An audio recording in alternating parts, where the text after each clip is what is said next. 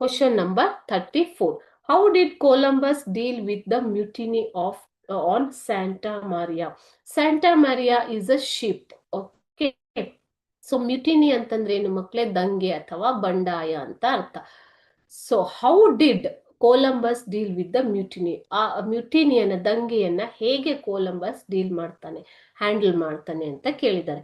Columbus was an able captain. ಆತ ಒಬ್ಬ ಸಮರ್ಥ ಕ್ಯಾಪ್ಟನ್ ಆಗಿದ್ದ. He had patience and perseverance. ಆತನಿಗೆ ತುಂಬಾ ತಾಳ್ಮೆ ಮತ್ತು ಸಹನೆ ಇತ್ತು. When Guillermo and other seamen attacked and tried to kill him, he checked them with his authoritative and commanding voice.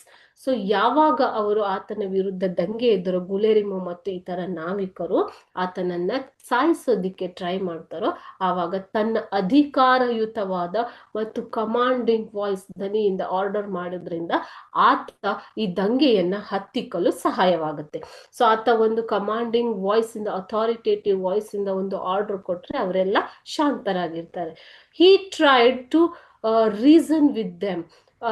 ಅವರ ಜೊತೆಗೆ ಹೊಂದಿಕೊಂಡು ಹೋಗೋದಿಕ್ಕೆ ಆತ ಟ್ರೈ ಮಾಡ್ತಾನೆ. He commanded Guillermo to obey the captain's order. So ಗುಲೆರಿಮೋಗೆ ಏನ್ ಮಾಡ್ತಾನೆ ಆತ, ಕ್ಯಾಪ್ಟನ್ ಅನ್ನ ಆರ್ಡರ್ ಅನ್ನ ಒಬೇ ಮಾಡಬೇಕು, ವಿಧೇಯನಾಗಿರ್ಬೇಕು, ಆರ್ಡರ್ ಅನ್ನ ಒಪ್ಪಿಕೊಳ್ಬೇಕು ಅನ್ನುವಂತೆ ಆತ ಕಮಾಂಡ್ ಮಾಡ್ತಾನೆ. ಓಕೆ, ಸೊ ಈ ಒಂದು ಲೆಸನ್ ಅಲ್ಲಿ ಆತ ಹೇಳ್ತಾನೆ ಅಲ್ವಾ, Guillermo you are only the seamen, I am the captain, you have to obey my order as I am obeying the order of sovereign king and queen.